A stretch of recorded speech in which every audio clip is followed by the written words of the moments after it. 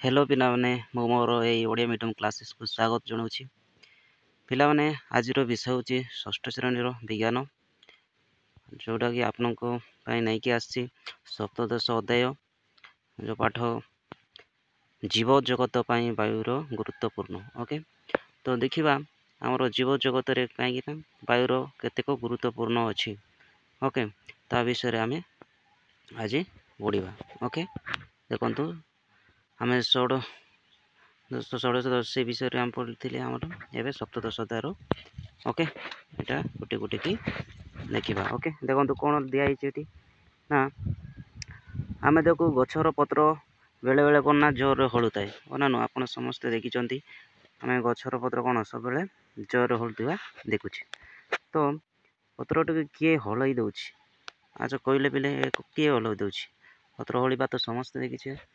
तो यहाँ कौन पाई हलुची ना आम शरीर को आराम देवाई बिछना धरी बुले था अनानु।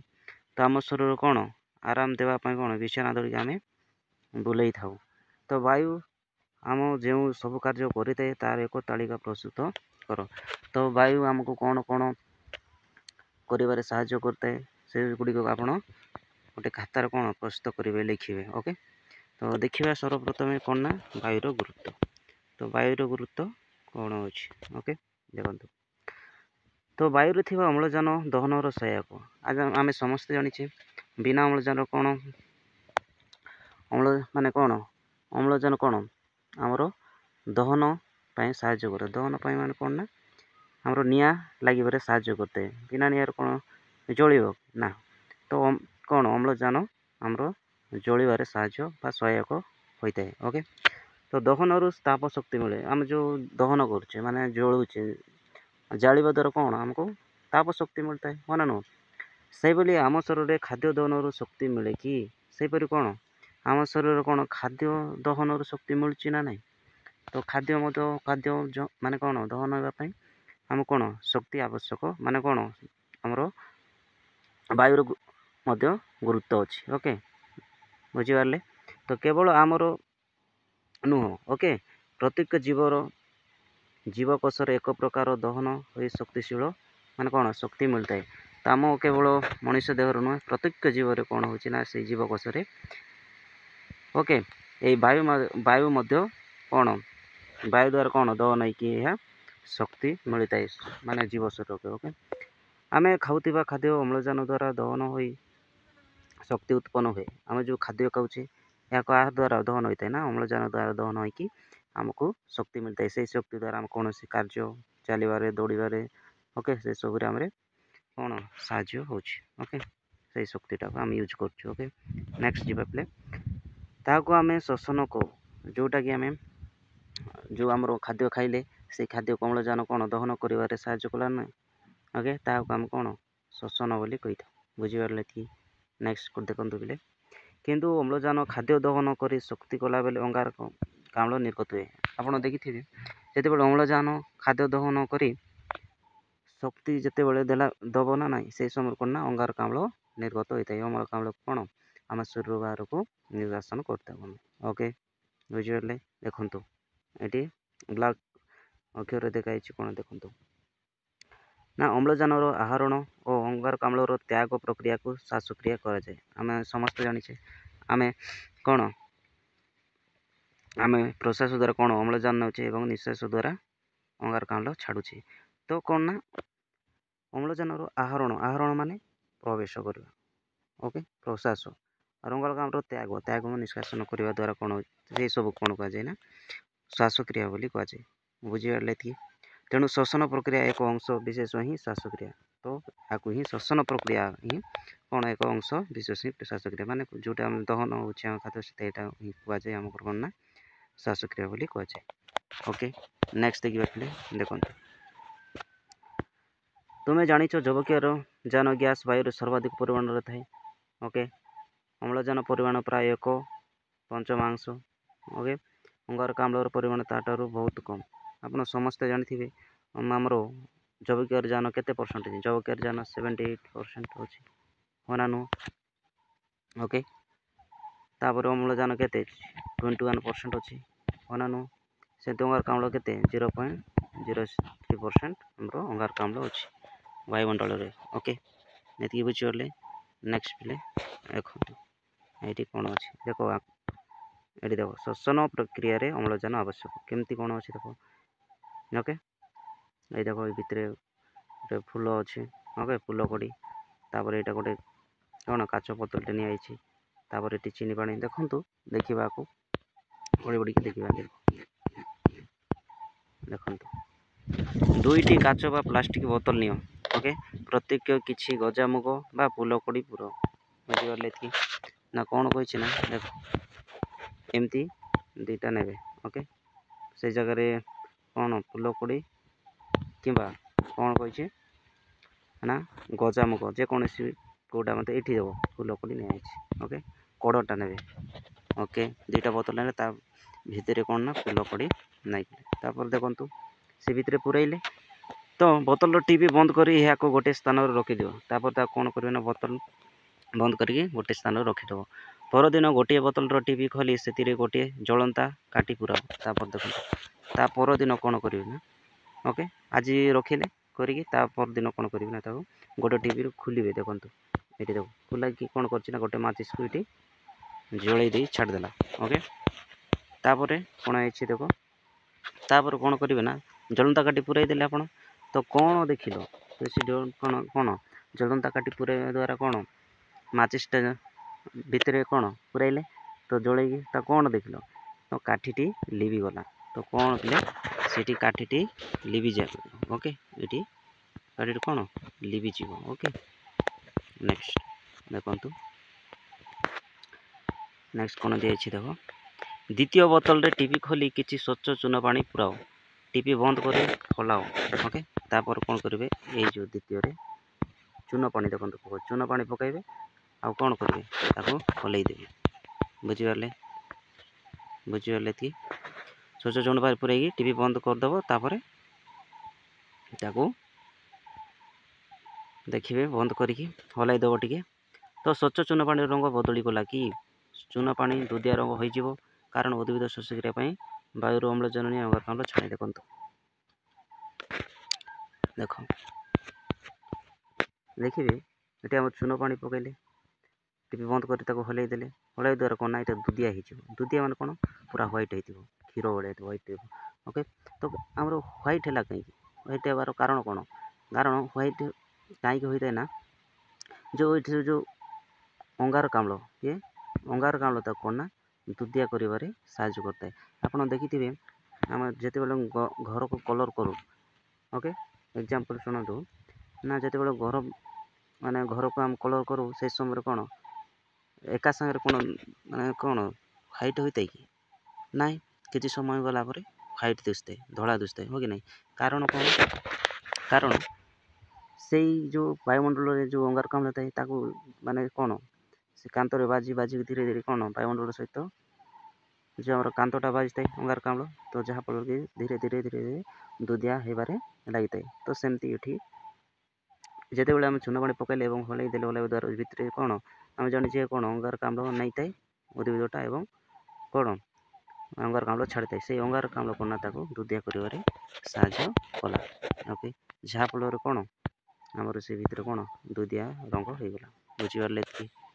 ଓକେ, ନେକ୍ସଟ ଦେଖିବା ଏବେ ଜଳଜ ଉଦ୍ଭିଦର ଶ୍ୱାସକ୍ରିୟା। ଏବେ ଦେଖିବା ଆମେ ଯାହା ବାହାରେ ଅଛି ସେସବୁ ସିନା ଆମର କ'ଣ ଶ୍ୱାସକ୍ରିୟା କଲେ କ'ଣ ଆମେ ଜାଣିପାରିଲେ ନା, ଯେତେବେଳେ ଯେଉଁ ପାଣିରେ ମଧ୍ୟ କ'ଣ ଉଦ୍ଭିଦମାନେ ଅଛନ୍ତି, ତ ସେଇ ଉଦ୍ଭିଦମାନେ କେମିତି କ'ଣ ଶ୍ୱାସକ୍ରିୟା ନେଉଛନ୍ତି। ଓକେ, ଦେଖିବା। ଅନେକ ଉଦ୍ଭିଦ ଗୁଡ଼ିକର ଜୀବନ ଧାରଣ ପ୍ରକ୍ରିୟା ଜଳ ପରିସ୍ଥାନରେ ହୋଇଥାଏ। କେତେ ଗୁଡ଼ିଏ ଅଛନ୍ତି ତାଙ୍କର ଉଦ୍ଭିଦ ଗୁଡ଼ିକ, ସେଗୁଡ଼ିକ କ'ଣ ପରିସ୍ଥାନ, ତାଙ୍କର ଯେଉଁ ଜୀବନ ଧାରଣ ପ୍ରକ୍ରିୟାରେ ହିଁ ତାଙ୍କର ଶ୍ୱାସକ୍ରିୟା ହୋଇଥାଏ। ଦେଖନ୍ତୁ, ଏମାନଙ୍କୁ ଜଳଜ ଉଦ୍ଭିଦ ବୋଲି କୁହାଯାଏ। ଯେଉଁମାନେ କି ଜଳରେ ରୁହନ୍ତି, ଜଳରେ ବଞ୍ଚିଥାନ୍ତି, ସେମାନଙ୍କୁ ଜଳଜ ଉଦ୍ଭିଦ ବୋଲି କୁହାଯାଏ। ଓକେ, କେତେକ ସମ୍ପୂର୍ଣ୍ଣ ସୂକ୍ଷ୍ମ ଭାସମାନ ଉଦ୍ଭିଦ, ସେମାନଙ୍କୁ ଭାସମାନ ବା ପ୍ଲବ ଉଦ୍ଭିଦ କହନ୍ତି। ଯେଉଁମାନେ କି ଭାସମାନ ଅବସ୍ଥାନ, ଦେଖିବେ ଯେମିତିକି ପଦ୍ମରାଶି ପତ୍ର, କଇଁ, ସେସବୁ କ'ଣ ପାଣିରେ ସବୁବେଳେ ରହିଥାନ୍ତି। ବୁଝିପାରିଲେ? ତ କ'ଣ ନା ସେମାନଙ୍କୁ ଭାସମାନ ବା ପ୍ଲବ ଉଦ୍ଭିଦ ବୋଲି କୁହାଯାଏ, ଯେଉଁମାନେ କି ପାଣିରେ ରହିଥାନ୍ତି। ସେମାନେ ପ୍ରାୟ ଜଳର ଉପରି ଭାଗରେ ବେଶୀ ରହିଥାନ୍ତି। ତାଙ୍କୁ କ'ଣ ନା ଦେଖିବେ ଯେମିତି କଇଁ, ମୁଁ କହିଲି କଇଁ, ପଦ୍ମରାଶି କ'ଣ ନା ଜଳର ଉପରି ଭାଗରେ ହିଁ ରହିଥାନ୍ତି। ଓକେ, ତ ଦେଖନ୍ତୁ ଏହା ଛଡ଼ା କେତେକ ଜଳ ଭିତରେ ବୁଡ଼ି ରହନ୍ତି ଓ କେତେକ ପାଣିରେ ଭାସିଥାନ୍ତି। ଆପଣ ଦେଖିଥିବେ କେତେକ ଜଳରେ ବୁଡ଼ି ରହିବେ ଆଉ କେତେକ ପାଣିରେ ଭାସିକି ରହିଥାନ୍ତି। ଓକେ, ପଦ୍ମ ଓ କଇଁ ପ୍ରଭୃତି ଜଳଜ ଉଦ୍ଭିଦର ପାଣି ତଳେ ପଙ୍କରେ ଥାଏ। ମୁଁ କହିଥିଲି ନା ପଦ୍ମ କଇଁ ଏସବୁ କ'ଣ ଉଦ୍ଭିଦର ମୂଳ ପାଣି ତଳେ ରହିଥାଏ ଏବଂ ସେ ପଦ୍ମ ପତ୍ର କ'ଣ ଉପରେ ଭାସିଥାଏ। ଓକେ, କିନ୍ତୁ ପତ୍ର ଫୁଲ ପାଣି ଉପରେ ରହେ, କିନ୍ତୁ ସେ ପତ୍ର ଫୁଲ କ'ଣ ପାଣି ଉପରେ ଭାସିଥାଏ। ତାଙ୍କର ଯେଉଁ ଚେରଟା ଓକେ ମୂଳଟା ଓକେ ସେ ଉଦ୍ଭିଦର ମୂଳ କ'ଣ ନା ପାଣି ଭିତରେ ରହିଥାଏ। ତ ସେମିତି ପିଲେ ଆଉ ଅଛି ଯେମିତିକି ଚିଙ୍ଗୁଡ଼ିଆ ଦଳ ଓକେ ବିଲାତି ଦଳ ବର ଝାଞ୍ଜି ଓକେ ପାଣିରେ ଭାସନ୍ତି। ଏସବୁ ମଧ୍ୟ କ'ଣ ଏହାର ଉଦାହରଣ। ଏମାନେ ମଧ୍ୟ କ'ଣ ନା ପାଣିରେ ଭାସିକି ରହିଥାନ୍ତି। ଓକେ, ବୁଡ଼ି ରହିଯାଇଥିବା ଉଦ୍ଭିଦ ଜଳରେ ଦ୍ରବୀଭୂତ ହୋଇଥିବା ଅମ୍ଳଜାନ ବ୍ୟବହାର କରନ୍ତି। ଆଚ୍ଛା, ଦେଖନ୍ତୁ ଯେଉଁ ଉଦ୍ଭିଦମାନେ ଅଛନ୍ତି ସେ ଉଦ୍ଭିଦ କୋଉଠୁ ନା ବାୟୁମଣ୍ଡଳରୁ ନେଇଥାନ୍ତି ନାଇଁ, ସେମାନେ କ'ଣ କରିଥାନ୍ତି ନା ସେ ଜଳରେ ଯେଉଁ ଦ୍ରବୀଭୂତ ରହିଥାଏ ଓକେ ସେମାନେ ସେଇଥିରେ ଥିବା ଅମ୍ଳଜାନକୁ ବ୍ୟବହାର କରିଥାନ୍ତି।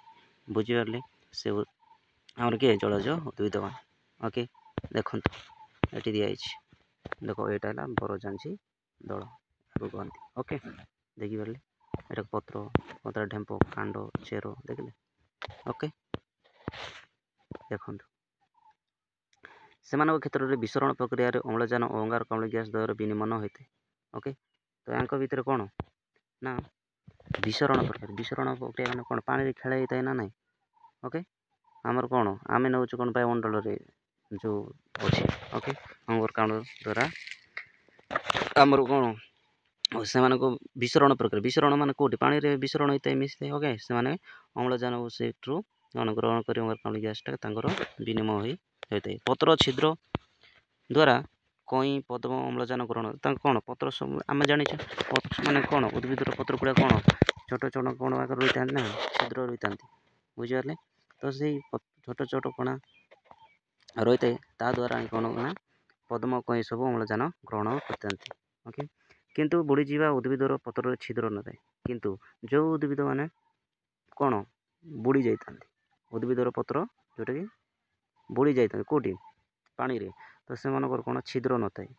ଲବଣାକ୍ତ ଜଳ ଅଞ୍ଚଳରେ ଲୁଣା ଉଦ୍ଭିଦ ଦେଖାଯାନ୍ତି, ଯେମିତି ଲୁଣିଆ ଜାଗା ଗୁଡ଼ିକରେ ଓକେ ସେ ଯେଉଁଗୁଡ଼ିକ କ'ଣ ଲୁଣା ଉଦ୍ଭିଦ ଦେଖାଯାନ୍ତି, ମାନେ ଲୁଣିରେ ବାସ କରିଥାନ୍ତି, ସେଥିପାଇଁ ଲୁଣା ଉଦ୍ଭିଦ ବୋଲି କୁହାଯାଏ। ଓକେ, ଏମାନେ ଅଧିକ ଅମ୍ଳଜାନ ମାଟି ଭିତରୁ ଜଳରୁ ନ ପାଇବାରୁ ଏମାନଙ୍କର ଏକ ପ୍ରକାର ମୂଳ ମାଟି ଉପରକୁ ଉଠିଥାଏ। ଦେଖନ୍ତୁ ଏମାନେ କ'ଣ କରୁଛନ୍ତି ନା ଲୁଣା ଉଦ୍ଭିଦ ଏମାନେ ଅଧିକ ଅମ୍ଳଜାନ ମାଟି ଭିତର ଜଳରୁ ନ ପାଇବାରୁ ହେଲା କୋଉଠୁ ଜଳରୁ ପାଇପାରିବେ ନାହିଁ, ତ ଏମାନଙ୍କର ଏକ ପ୍ରକାର ମୂଳ କ'ଣ କରିବେ ନା ମାଟି ଉପରକୁ ଉଠିଥାଏ। ସେଥିପାଇଁ କ'ଣ ନା ତାଙ୍କର ମୂଳଟା ମାଟି ଉପରକୁ ଉଠିବ। ଓକେ, ଜଳରେ ମିଳିବ ନାହିଁ ତାଙ୍କମାନଙ୍କୁ ଲୁଣା ଉଦ୍ଭିଦରେ, ଯାହାଫଳରେ ସେମାନେ କ'ଣ ନା ତାଙ୍କ ଚେରଟା ମୂଳଟା କ'ଣ ମାଟି ଉପରକୁ ଉଠିଥାଏ। ଓକେ, ତ ମୂଳର ଅଗ୍ରଭାଗରେ ଥିବା ରନ୍ଧ୍ରରେ ସେମାନେ ବାୟୁର ଅମ୍ଳଜାନ ଗ୍ରହଣ କରିଥାନ୍ତି। ସେମାନେ କ'ଣ କରିଥାନ୍ତି ଯେଉଁ ମୂଳରେ ରହିଥାଏ ନା ମୂଳରେ, ତ ସେଇ ମୂଳରେ ଛୋଟ କ'ଣ ରନ୍ଧ୍ର ରହିଥାଏ, ସେଇ ରନ୍ଧ୍ର ଦ୍ୱାରା କ'ଣ କରିଥାନ୍ତି ନା ଅମ୍ଳଜାନ ଗ୍ରହଣ କରିଥାନ୍ତି କିଏ ନା ଉଦ୍ଭିଦ।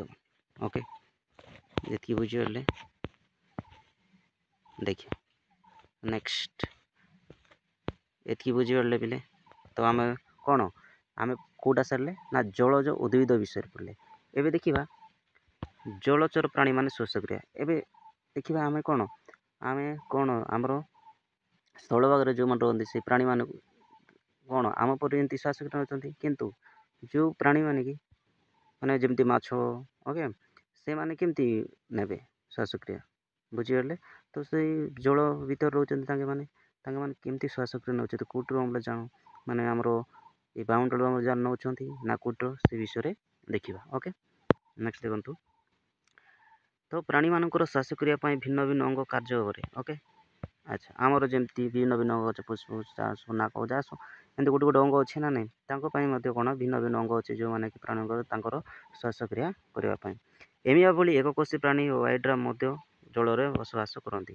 ଆପଣ ଜାଣିଛନ୍ତି ଏମିବା ବୋଲି କ'ଣ ଏକକୋଷୀ ପ୍ରାଣୀ ହାଇଡ୍ରା ଓକେ ମଧୁର ଜଳରେ ବାସ କରନ୍ତି, ଯେମିତି ପୋଖରୀମାନଙ୍କୁ ଏହାକୁ ଆମେ ସିଧାସଳଖ ଦେଖିପାରିବା। ଓକେ, ଏମିବା ଯେଉଁମାନେ ଏକକୋଷରେ ଗଠିତ ହୋଇଥାନ୍ତି। ଓକେ, ଏମାନେ ଜଳରେ ଦ୍ରବୀଭୂତ ଅମ୍ଳଜାନକୁ ବିସରଣ ପ୍ରକ୍ରିୟାରେ ସିଧାସଳଖ କୋଷ ଭିତରକୁ ନେଇଥାନ୍ତି। ଏଇ ଯେଉଁମାନେ କ'ଣ କରୁଥାନ୍ତି ଏକକୋଷୀୟ ପ୍ରାଣୀ ଯେଉଁ ହାଇଡ୍ରା ଏମିବା ଏମାନେ କ'ଣ କରୁଥାନ୍ତି ନା ସିଧାସଳଖ ଯେଉଁ ପାଣିରେ ମିଶିଥିବା ଓକେ ଦ୍ରବୀଭୂତ ହୋଇଥିବା ଅମ୍ଳଜାନକୁ ସେମାନେ ସିଧାସଳଖ ତାଙ୍କ କୋଷ ଭିତରକୁ ନେଇଥାନ୍ତି।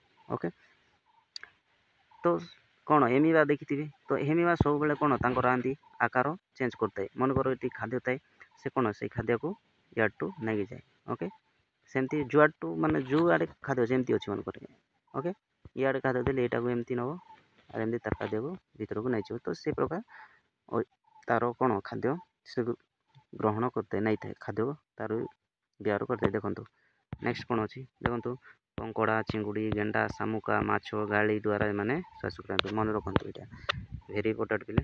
ତ ଏଇଟା 1 ମାର୍କରେ ଆପଣଙ୍କର ଆସିଥାଏ। ଦେଖନ୍ତୁ ତ କିଏ କଙ୍କଡ଼ା ଚିଙ୍ଗୁଡ଼ି ଗେଣ୍ଡା ଶାମୁକା ଏବଂ ମାଛ ଏମାନେ କ'ଣ ନା ଗାଳି ଦ୍ୱାରା ତାଙ୍କର ଗାଳି ଯେମିତିକି ମାଛ ଦେଖନ୍ତୁ ମାଛର ଏଇଟା ଗୋଟେ ଗାଳି ଦିଶୁଛି ନା ଏମିତି ଗାଳି ଦ୍ୱାରା ତାଙ୍କର ମଧ୍ୟ କ'ଣ ଶ୍ୱାସକ୍ରିୟା କରିଥାନ୍ତି।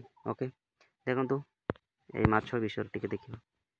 ଗୋଟିଏ ଜୀବନ୍ତ ମାଛକୁ ପାଣିରୁ ବାହାର କରି ତାର ଗାଲିକୁ ଦେଖ ଗାଳି ଉପରେ ଖୋଳଟି ଉଠିବ ଓ ପଡ଼ିବ। ଦେଖନ୍ତୁ ଏଇଟା କ'ଣ ନା ଉଠିବ ଏମିତି ଉଠିବ ଏଇଟା କ'ଣ କୁହାଯାଏ ଗାଲି ବୋଲି କୁହାଯାଏ। ଓକେ ଦେଖିଲେ ନା ଗାଲି ତ କିନ୍ତୁ ଅନ୍ୟ ଏକ ମଳା ମାଛଟି ଆଣି ତାର ଗାଲି ଉପର ତଳ ହେଇଛି କି ଦେଖ ଯେତେବେଳେ ଏଇଟା ଦେଖିବ ଜୀବନ୍ତ ହିସାବରେ ତାହେଲେ ଟିକେ ଏମିତି ଉଠିଲା ଭଳିଆ ହେଉଥିବ। ଓକେ କାହିଁକି ଏଇ ଗାଳି ଦ୍ୱାରା ସେ ଶ୍ୱାସକ୍ରିୟା କରିଥାଏ। କିନ୍ତୁ ମଳା ମାଛକୁ ଦେଖିବେ ଏଇଟା କ'ଣ ଉଠିଲା ବଢ଼ିଲା ପରା ହେବ ନା ନାହିଁ ସେଇଟା ଆପଣ ଦେଖିବେ ତ ହେବ ବୋଲି ଭାବୁଛ କି ହେବ ନାହିଁ। ଓକେ ଦେଖନ୍ତୁ ଏବେ ଦେଖିବା ସ୍ଥଳ ଭାଗରେ ଥିବା ଉଦ୍ଭିଦ ମାନଙ୍କର ଶ୍ୱାସକ୍ରିୟା।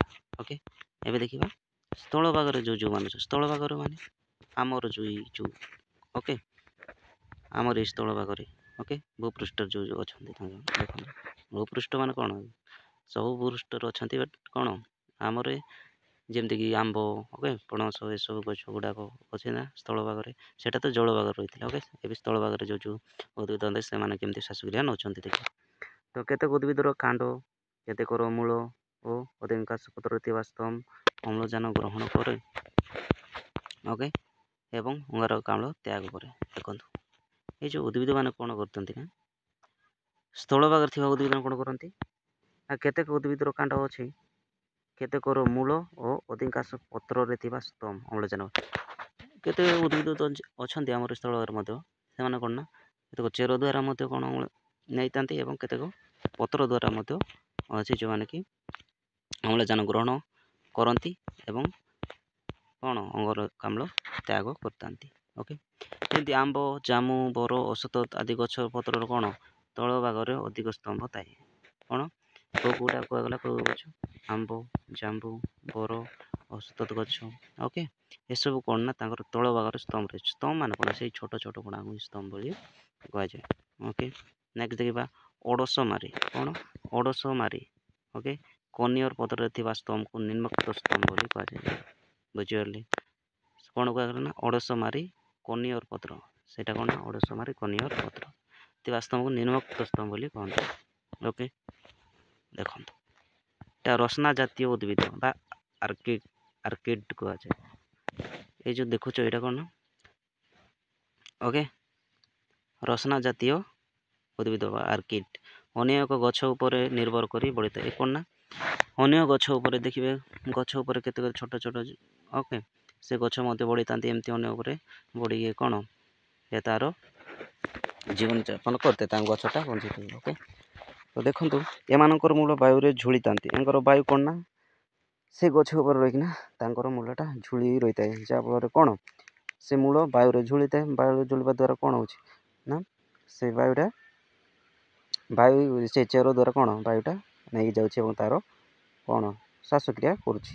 ଓକେ ବୁଝିପାରିଲେ ଏବେ ଦେଖନ୍ତୁ ବାୟୁରେ ଏମାନେ ଜଳୀୟ ବାଷ୍ପରେ ଦ୍ରବୀଭୂତ ଅମ୍ଳଜାନ ଗ୍ରହଣ କରନ୍ତି। ଏମାନେ କେମିତି ଏଇଟା ଜଳୀୟ ବାଷ୍ପରେ ଦ୍ରବୀଭୂତ ଅମ୍ଳଜାନ ଯେଉଁ ବାୟୁରେ ଅଛି ନା ନାହିଁ ତ ବାୟୁରେ କ'ଣ ଜଳୀୟ ବାଷ୍ପ ଅଛି ତ ସେଇ ଜଳୀୟ ବାଷ୍ପ କ'ଣ ଜଳୀୟ ବାଷ୍ପରେ ତା'ର ଚେର ବାଜିବା ଦ୍ୱାରା ସେଇ ଚେର ଦ୍ୱାରା ହିଁ ସେ ଶ୍ୱାସକ୍ରିୟା କରିଥାଏ।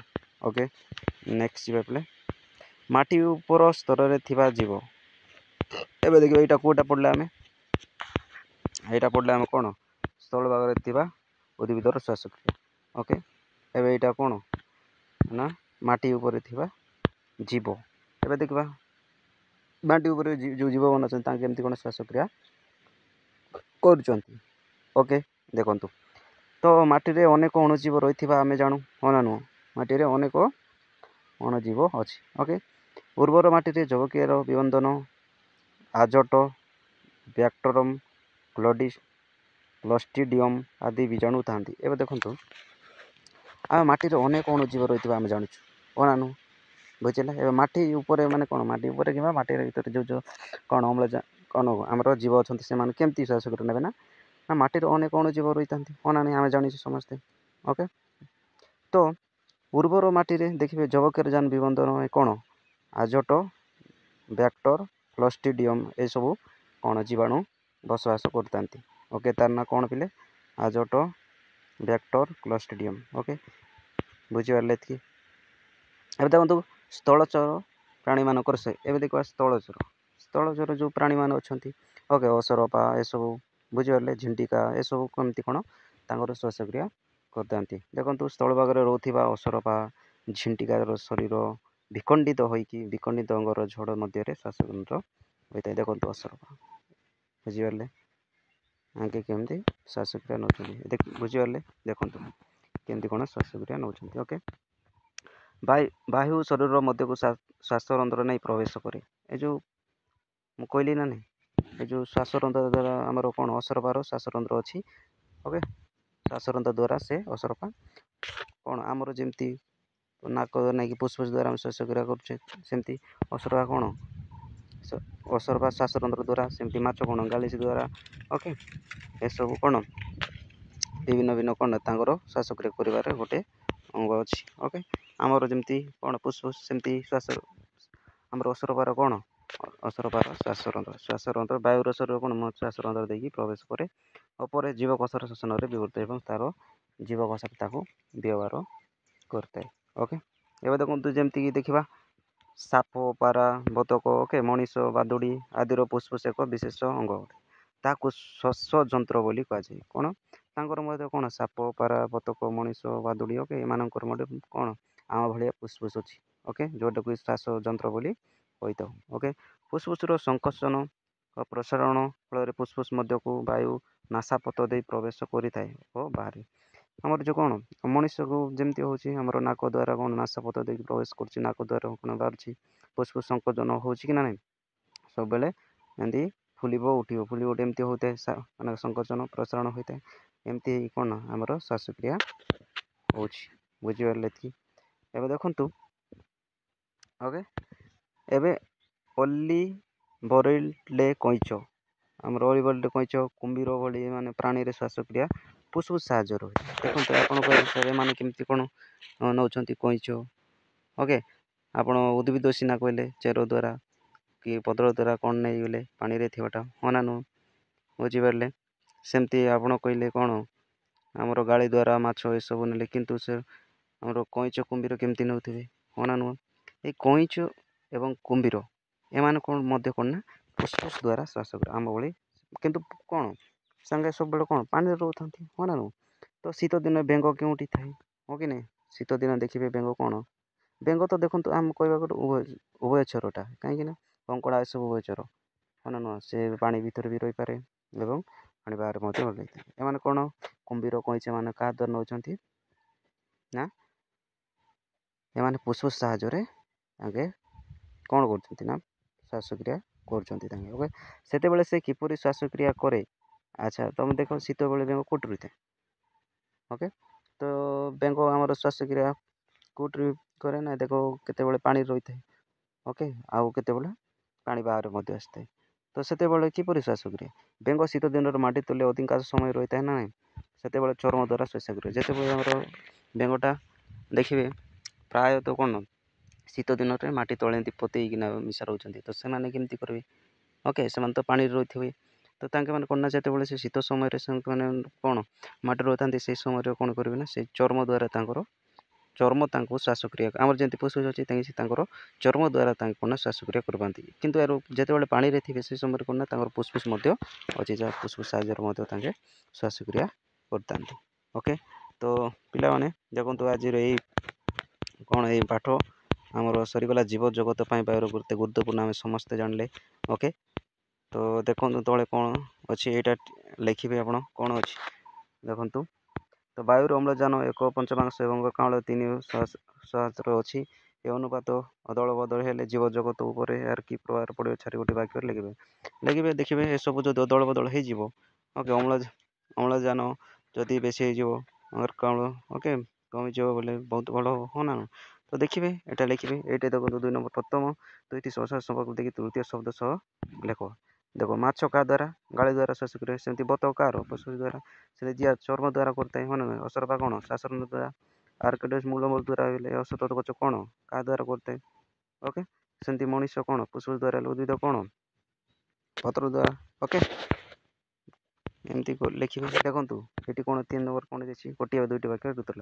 ମାଛ ଶ୍ୱାସକ୍ରିୟା କିପରି କରିଥାଏ? ମାଛ ଶ୍ୱାସକ୍ରିୟା ପାଣିରେ ବିଶରଣ ହୋଇଥିବା ଅମ୍ଳଜାନକୁ ସେ ଗାଳି ଦ୍ୱାରା ନେଇଥାଏ ଓକେ, ଏପରି ଭାବରେ ପାଣିରେ ଥିବା କ'ଣ ଅମ୍ଳଜାନକୁ ସେ ବ୍ୟବହାର କରି ତା'ର ଶ୍ୱାସକ୍ରିୟା କରିଥାଏ। ସେଥିପାଇଁ ପାଣିରୁ ବାହାରେ କାଢ଼ି ଆଣିଲେ ସେ ମରିଯାଇଥାଏ, ଓକେ, କାରଣ ସେ ବାୟୁମଣ୍ଡଳରେ ଥିବା କ'ଣ ଅମ୍ଳଜାନକୁ ସେ ବ୍ୟବହାର କରିନଥାଏ। ଓକେ, ସେ ଆগে ଟିକେ ଶ୍ୱାସକ୍ରିୟା କିପରି କରିଥାଏ ଦେଖନ୍ତୁ। ସେମ୍ ସେଟ୍ ଏଇଟା ମଧ୍ୟ ଇଆଡ଼େ କ'ଣ କହି କାଢ଼ିକି ଏଇଟା ଦେଖିବେ। ଦେଖନ୍ତୁ ଆର୍କିଡ୍ କିପରି ଶ୍ୱାସକ୍ରିୟା କରିଥାଏ, ଏଇଠି ଅଛି ସେଇ ଗଛଟା ଦେଖନ୍ତୁ। ଆର୍କିଡ୍ ଗଛଟା ମୁଁ କହିଥିଲି ନା, ଦେଖନ୍ତୁ ଏଠି ଅଛି। ତ ରସନା ଜାତୀୟ ଉଦ୍ଭିଦ କିମ୍ବା ଆର୍ଟିକ୍ ଗଛ କ'ଣ ଗଛ ଉପରେ ନିର୍ଭର କରିଥାଏ, ହଁ ନା? ଗଛ ଉପରେ ବଢ଼ିକି ତା'ର ମୂଳଟା କ'ଣ ଝୁଲିଥାଏ। ସେ ବାୟୁମଣ୍ଡଳ କ'ଣ ଝୁଳିବା ଦ୍ୱାରା କ'ଣ ବାୟୁମଣ୍ଡଳରେ ଥିବା ଯେଉଁ ବାଷ୍ପରେ ଯେଉଁ ଅମ୍ଳଜାନ ମିଶି ରହିଥାଏ ସେଇ ସବୁ କ'ଣ ସେ ଚେର ଦ୍ୱାରା ନେଇଥାଏ। ଏପରି ଭାବରେ ସେ ଶ୍ୱାସକ୍ରିୟା କରିଥାଏ, ଓକେ। ସେମିତି ଏଇଟା ଦେଖନ୍ତୁ କ'ଣ ବେଙ୍ଗ ଶୀତ ଦିନରେ କିପରି ଶ୍ୱାସକ୍ରିୟା କରେ, କିପରି ନା ତା'ର ବେଙ୍ଗ ଯେତେବେଳେ ଶୀତ ଦିନରେ ସେ ପଦାକୁ ବାହାରି ଆସିଥାଏ, ଓକେ, ସେଇ ସମୟରେ କ'ଣ ନା ତା'ର ଚର୍ମ ଦ୍ୱାରା ସେ ଶ୍ୱାସକ୍ରିୟା କରିଥାଏ, ଓକେ। ଏଇଟା କାରଣ ଲେଖିବେ। ମାଛକୁ ପାଣିରୁ ବାହାର କରି ଆଣିଲେ, ଦେଖନ୍ତୁ ମାଛକୁ ପାଣିରୁ ବାହାର କରି ଆଣିଲେ କିଛି ସମୟ ପରେ ମରିଯାଏ, ହଁ ନା ନୁହଁ? କାହିଁକି ଲେଖିବେ ମାଛକୁ ପାଣିରୁ ବାହାର କରି ଆଣିଲେ କିଛି ସମୟ ପରେ ମରିଯାଏ, କାରଣ ମାଛ ବାୟୁମଣ୍ଡଳରେ ଥିବା ଅମ୍ଳଜାନକୁ ସେ ବ୍ୟବହାର କରିନଥାଏ, ଓକେ। ସେ ମାଛ କ'ଣ ପାଣିରେ ଥିବା ବିଶରଣ ପ୍ରକ୍ରିୟାରେ ମିଶିଥିବା ଅମ୍ଳଜାନକୁ ସେ ବ୍ୟବହାର କରିଥାଏ। ସେଥିପାଇଁ ଆମକୁ କ'ଣ ନା ମାଛକୁ ବାହାର କାଢ଼ି ଆଣିଲେ ମରିଯାଏ, ଓକେ। ସେମିତି ବେଙ୍ଗ ଏକ ଉଭୟଚର ପ୍ରାଣୀ, ହଁ ନା ନୁହଁ? କାହିଁକି ନା ବେଙ୍ଗ ଏକ ଉଭୟଚର ପ୍ରାଣୀ, କାରଣ ସେ ପାଣି ଭିତରେ ମଧ୍ୟ ରହିଥାଏ ଏବଂ ପାଣି ପଦାକୁ ବାହାରିଲେ ମଧ୍ୟ ସେ ମରିନଥାଏ, କାରଣ ସେ ପାଣି ଭିତରେ ଥିବା କ'ଣ ଅମ୍ଳଜାନକୁ ମଧ୍ୟ ତା'ର ଫୁସଫୁସ ଦ୍ୱାରା ସେ କ'ଣ ଶ୍ୱାସକ୍ରିୟା କରିପାରେ ଏବଂ ବାହାରେ ଆସିଲେ ମଧ୍ୟ କ'ଣ ନା ସେ କ'ଣ ଚର୍ମ ଦ୍ୱାରା ସେ କ'ଣ କରୁଛି ନା ତା'ର ଅମ୍ଳଜାନ ଗ୍ରହଣ କରିପାରୁଛି, ଯାହାଫଳରେ କି ସେ ଉଭୟଚର ପ୍ରାଣୀ, ଯେଉଁଠି କ'ଣ ସ୍ଥଳ ଭାଗରେ ଜଳ ମାଧ୍ୟମରେ ମଧ୍ୟ ବଞ୍ଚିପାରେ, ଓକେ। ସେମିତି ଜିଆ ମାଟି ଭିତରେ ରହିଲେ ମଧ୍ୟ ଶ୍ୱାସକ୍ରିୟା କରିବ, ହଁ ନା ନୁହଁ? ସେ ଜିଆ ମାଟି ଭିତରେ ରହିଲେ ମଧ୍ୟ ସେ ଶ୍ୱାସକ୍ରିୟା, ଏଇଟା ମଧ୍ୟ ଦେଖନ୍ତୁ। ଏଇଟା କଇଁଚ କାହା ଦ୍ୱାରା, ଦେଖନ୍ତୁ ଏବେ ଦେଖ ଏଇଟା ଟିକେ ଖ ସ୍ତମ୍ଭର ସହିତ ଖ ସ୍ତମ୍ଭ ସହିତ ଯୋଡ଼ିବେ। ଏଇଟା କଇଁଚ କାହା ଦ୍ୱାରା, କଇଁଚ କ'ଣ ଦେଖନ୍ତୁ ଏଠି କଇଁଚ ଚେର, ନିଶ୍ୱାସ ପ୍ରଶ୍ୱାସ, କାଣ୍ଡ, ମୂଳ ଇଆଡ଼େ ଦିଆଯାଇଛି, ଗୋଟେ ସ୍ତମ୍ଭ ଦିଆଯାଇଛି, ଓକେ। ଏବାଟେ ଅଙ୍ଗାରକାମ୍ଳ, ଅମ୍ଳଜାନ, ସୁନ୍ଦରୀ ବୃକ୍ଷ, କଇଁଚ ଏସବୁ ଦିଆଯାଇଛି। ତାକୁ କ'ଣ କରିବେ, ତାକୁ ଯୋଡ଼ିବେ, ଓକେ। ଦେଖନ୍ତୁ ତ କ'ଣ ଦେଖନ୍ତୁ ଅଙ୍ଗାରକାମ୍ଳ କ'ଣ ପ୍ରଶ୍ୱାସ ନିଶ୍ୱାସ, ଅନାନ ନିଶ୍ୱାସ ଛାଡ଼ିବ। ଅମ୍ଳଜାନ କ'ଣ ପ୍ରଶ୍ୱାସ, ଓକେ। ସେମିତି କଇଁଚ କାହା ଦ୍ୱାରା, ସେ ମଧ୍ୟ କ'ଣ ଫୁସଫୁସ ଦ୍ୱାରା ହିଁ, ଅନାନ ସ୍ତମ୍ଭ, ଓକେ, ଉଦ୍ଭିଦ, ଏମିତି ଆପଣ ଖୋଜିକି ଲେଖିବେ, ଓକେ। ତ ପିଲାମାନେ ଏ ଷଷ୍ଠ କ୍ଲାସ୍ର କ'ଣ ଜୀବ ଜଗତ ପାଇଁ ବାୟୁର କେତେ ଗୁରୁତ୍ୱପୂର୍ଣ୍ଣ ଆମେ ଜାଣିଲେ ସପ୍ତମ ଅଧ୍ୟାୟ। ତ ପିଲାମାନେ ଆପଣଙ୍କୁ ଏ ଭିଡ଼ିଓ ଭଲ ଲାଗୁଥିଲେ ଲାଇକ୍ ସେୟାର ଏବଂ ସବସ୍କ୍ରାଇବ୍ କରିଦିଅନ୍ତୁ ଏବଂ କମେଣ୍ଟ ମଧ୍ୟ କରିଦିଅନ୍ତୁ। ତ ଚାଲନ୍ତୁ ପିଲେ, ଓକେ, ଆପଣ କମେଣ୍ଟ କରୁନାହାନ୍ତି ପିଲେ, ଟିକେ କମେଣ୍ଟ କରିଦେବେ, ଓକେ, ଯାହାଫଳରେ କି ଆମେ କ'ଣ ଏଇ ନୂଆ ଭିଡ଼ିଓ ଆପଣଙ୍କୁ ଏମିତି ପ୍ରୋଭାଇଡ଼ କରୁଥିବୁ, ଓକେ। ତ ପିଲାମାନେ ଏଇ କ୍ଲାସ୍ଟାକୁ ଆମେ ଏଇଠି ବନ୍ଦ କରିଦେବା ପିଲେ, ଶେଷ କରିଦେବା, ଓକେ। ଜୟ ଜଗନ୍ନାଥ ପିଲାମାନେ, ଜୟ ଜଗନ୍ନାଥ।